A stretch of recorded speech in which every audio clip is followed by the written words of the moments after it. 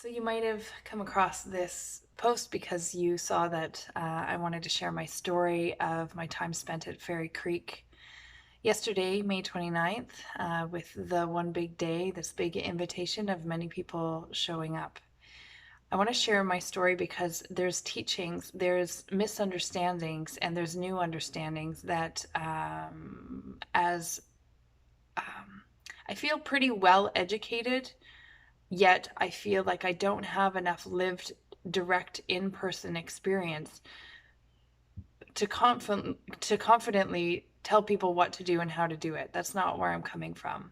You might recognize that the majority of the stories that I share just comes from a place of authentic sharing of where I'm at, what I understand, what my history is, what I'm doing and why I'm doing it, and I'm certainly open to positive constructive feedback and a new perspective. So with this sharing, I want to invite, if you really feel strongly about information that you think that I should have and you're willing to share it publicly so that other people can learn from it as well, please feel welcome to reach out.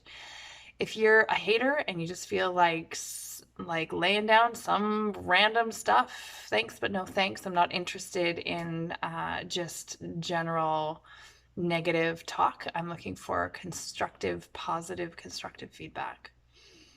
So here's my story. I have never gone to a blockade before. I have never gone to a heated rally before. I have gone to, where, we're going to go for a short little walk and we're going to, it's all been very, very tame, the types of things that I've gone to.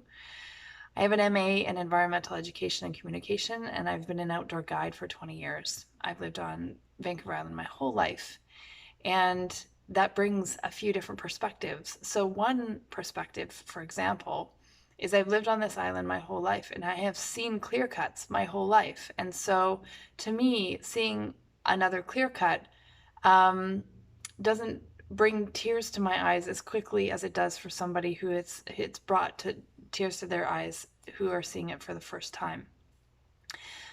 Yet it still brings me to a place of why the hell is this still happening? Why have we not taken on a different logging regime that, I have heard the terms sustainable logging and selective logging. And I know of doctors who have studied this work and are proving the benefits of very specific things, as well as research and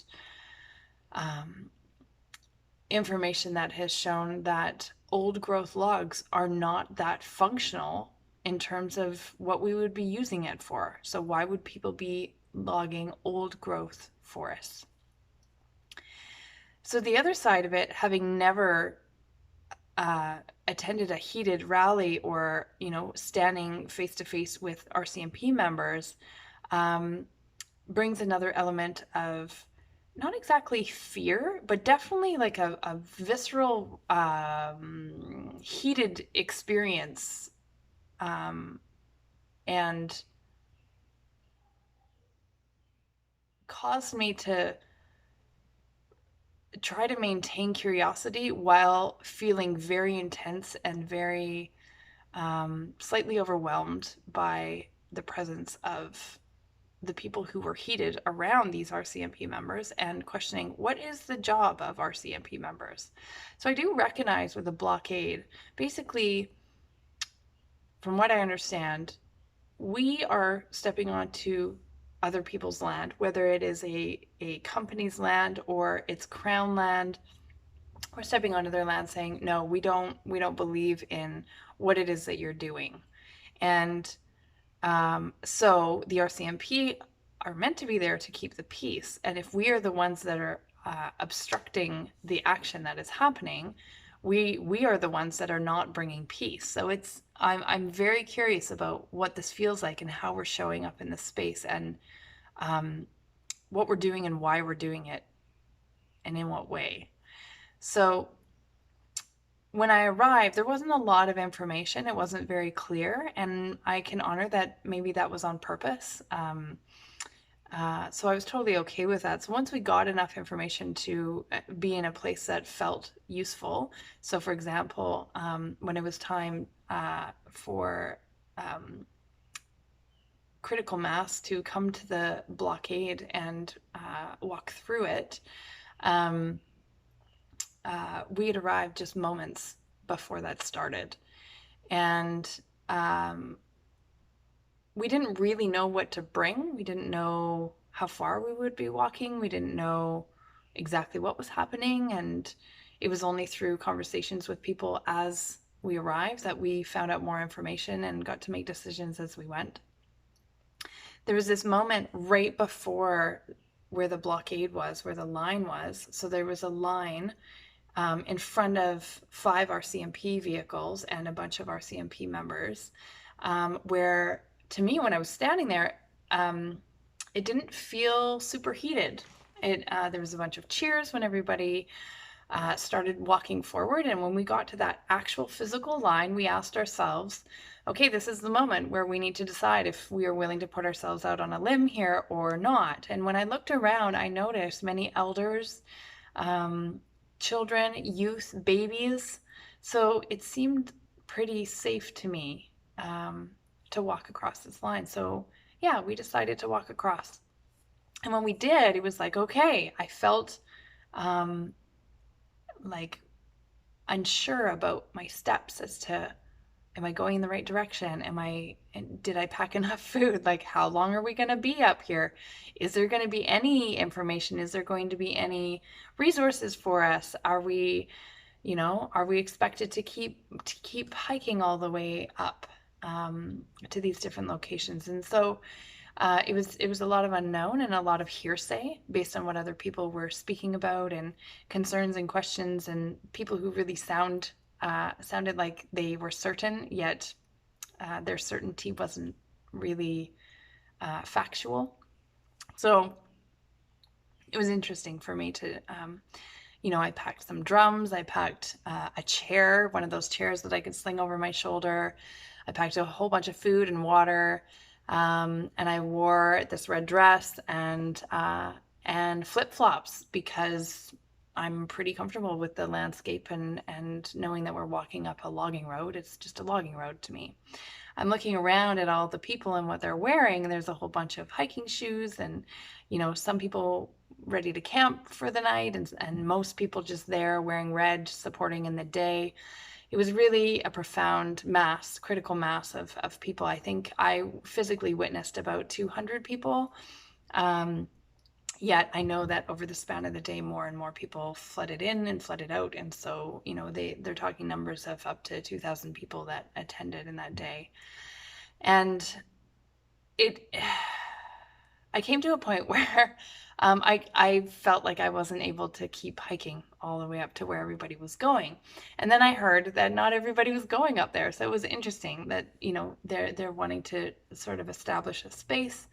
And the reason I'm not naming anything is because it's not really my place to name specifics, but I'm just sharing more from my personal experience. So when we sat and ate lunch just on the side of the road in the shade, I just kind of recalibrated with, why am I here? What am I doing? Why am I doing this? And what it came down to for me is that I don't know what I don't know about a lot of what's happening here right now, but what I do know is I'm a pretty powerful person, and I'm not here to command or control anything. I'm not here to facilitate anything. There's facilitators here already. I'm not here to do anything but physically show up and be an additional body as a presence on this land. I started hearing about some of the stories and about, people being arrested, people being injured, people putting themselves out on a limb, literally. The flying dragon you'll see in some of my posts of this incredible obstruction blockade, people getting helicoptered out of trees. Like, I came to a place of truly wondering, like, why is this happening? Why has this been happening for so long? When I think of Clyquet and what has happened way back then, there were even some, people that were with us that were like, why am I here again when we did this however many years ago that was? Like, what is the misunderstanding here? Um, because it really does seem like the perspectives that are coming from both sides are not hearing each other, or maybe one's hearing the other, but the other one's not listening.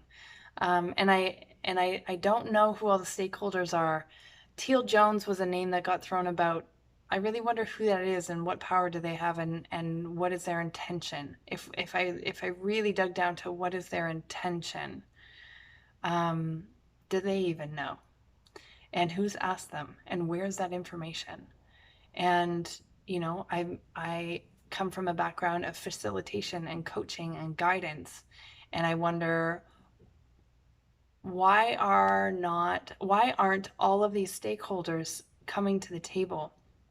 So I poked around a little bit and I asked a few questions, and people are saying the only way we can get these people to come to the table and have these bigger conversations is if we create blockades like this and we force them to come to the table. And I thought, gosh, why is it coming to this? But again, I'm not the only one asking these questions. So we stayed there, and we drummed and we played music, and the intention was to just bring peace and love and witness to what was happening. I heard a few people say something that scared me. Well, didn't really, yeah. It's not from a place of fear, but from a place of sorrow and just like, I really don't understand. Why is it that we have to put Indigenous elders at the front of a mass of people for there to be a change made? I close my eyes and I think, because I never got to actually see these elders at the front of the line because I was so far back in this big group of people. Why do we have to force them to get out of the, stop having their daily life, force them to come and stay in a place like this just for things to change? Why is it the elders? I mean, yay, like support to these elders. Oh my gosh. But why? The amount of strain that they're putting on their bodies, their emotions, their physical health, their mental health, their spirituality, they are stopping their whole lives just to show up and make a stand against these people. What is this about? Like, a big piece of me wants to burst into tears, a piece of me wants to rage out loud. Like, why is this happening?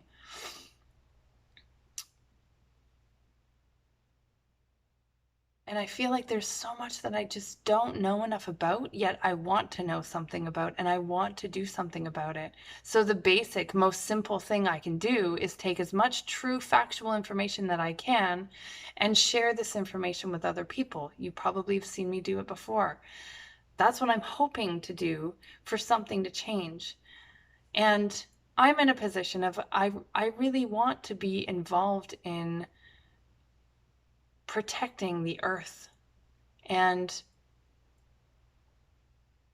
I've always wondered why old growth trees would be cut down. What is the benefit there? Why, like, if you think about an entire ecosystem of trees, it's not just one type of tree that is in a whole stand of forest, especially in an old growth forest. It's so many different types of trees and so many different types of flora and fauna. When you cut that whole thing down and then you just go tree planting, do you know what happens when trees are just inefficiently planted in the ground just for numbers? What a mass of the same type of tree in a landscape will do to the ecosystem? There is no ecosystem left. It's a monosystem. It is not ecologically connected with anything else. It just becomes a stand of one type of tree. What the hell is that? That doesn't help. Gosh, there's so many things I can say to this.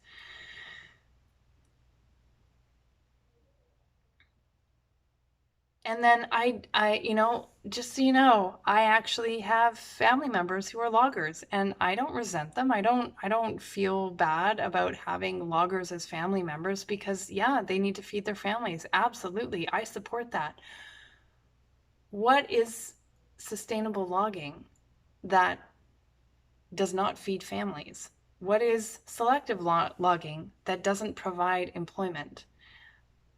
I get that it takes longer, it costs more money, but where's the gap here? What's missing? If these humans need to have income and they think that logging is their only solution, then what are we missing here? If the only thing is that we're not feeding families, there's a whole lot of training out there for all sorts of different types of skills for driving vehicles that can happen. People who are connected to forestry, what if their jobs were shifted a little bit more to protecting the forest rather than destroying it? So,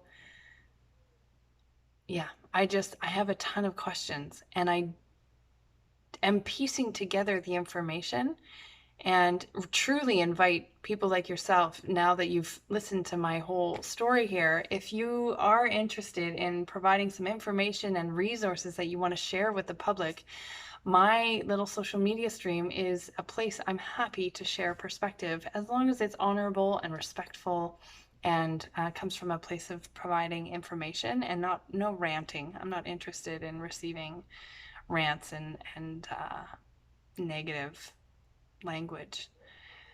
I just want to finish by saying it was profound to physically be there and witness what happened. So much so that we ended up staying many hours later than we had intended because of the power of people, the power of their story and what is currently going on. And so the Fairy Creek Blockade Facebook page is a great location to find information. I hear that they have a TikTok as well. I can't remember exactly what it's called. But just keep, searching in all the different social media platforms to follow the information and try to get a hold of the correct information.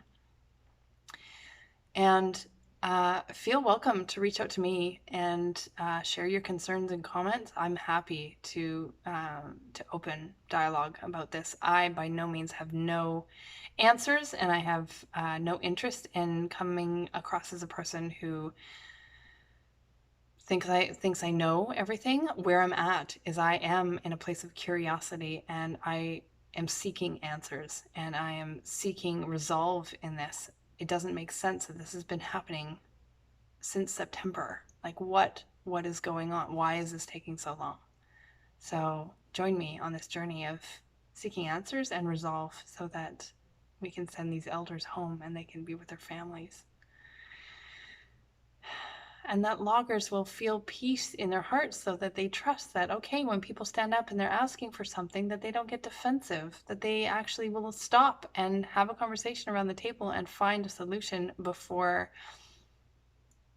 things escalate to this level.